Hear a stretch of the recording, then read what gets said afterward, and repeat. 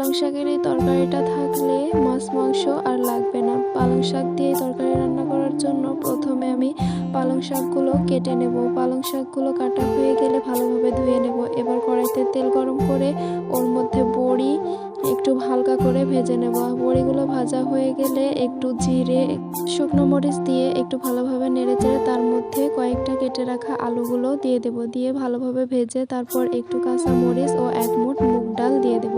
তারপর দিয়ে দিলাম আদা রসুন বাটা, এবার দিলাম টমেটো, বেগুন দিয়ে ভালোভাবে নেড়ে চেড়ে একটু সিদ্ধ করে নিয়ে দিয়ে দিলাম লবণ দিয়ে ভালোভাবে কষিয়ে এবার পালং শাকগুলো দিয়ে দেব। পালং শাক একটু ভালোভাবে নেড়ে চেড়ে তারপর একটু লবণ, হলুদ ভালোভাবে মিশিয়ে নেব পালং শাকের সাথে।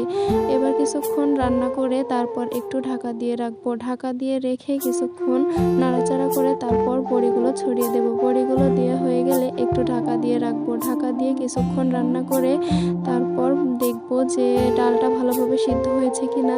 সিদ্ধ হয়ে গেলে এবার একটু চিনি দিয়ে দেব। চিনি দিয়ে ভালোভাবে নেড়ে চেড়ে নামিয়ে নিলেই হয়ে গেল। এবার রান্না করব পেঁয়াজের পাতা। পেঁয়াজের পাতা রান্না করার জন্য পেঁয়াজ ও টমেটো কেটে নিলাম। এবার ডাল ভালোভাবে ধুয়ে প্রেসারে বসিয়ে দিলাম। তারপর দিয়ে দিলাম পেঁয়াজের পাতা, টমেটো, হলুদ গুঁড়ো, লবণ দিয়ে ঢাকা দিয়ে কিছুক্ষণ সিদ্ধ করে নিলাম। এইদিকে তেল গরম করে তেলে দিয়ে দিলাম রসুন, শুকনো মরিচ ও ধনেপাতা। ধনেপাতার মধ্যে সেই সিদ্ধ করা ডালগুলো দিয়ে দিলাম। দিয়ে কিছুক্ষণ কষিয়ে রান্না করলেই হয়ে যাবে মজাদার এই খাবার। এই খাবারটি গরম ভাতের সাথে অনেক ভালো লাগে। একবার বাড়িতে ট্রাই করে দেখবেন। এবার রান্না করব লাল শাক। লাল শাকগুলো কেটে ধুয়ে নিয়েছি।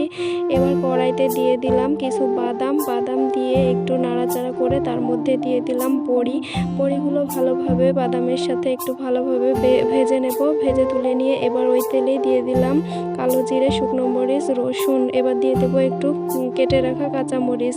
এবার এগুলো ভালোভাবে ভেজে তার মধ্যে দিয়ে দেব লাল শাক। লাল শাকগুলো ভালোভাবে মশলার সাথে কষিয়ে একটু রান্না করে নেব। রান্না করা হয়ে আসলে একটু দিয়ে দেব হলুদ ও লবণগুলো ভালোভাবে মিশিয়ে তারপরে উপর থেকে দিয়ে দেব বড়ি দিয়ে দেওয়ার পর একটু পর দিয়ে দেব চিনি দিয়ে এগুলো ভালোভাবে শাকের সাথে মিশিয়ে রান্না করে নামিয়ে নেব। তাহলে গরম ভাতের সাথে খেতে খুব ভালো লাগবে।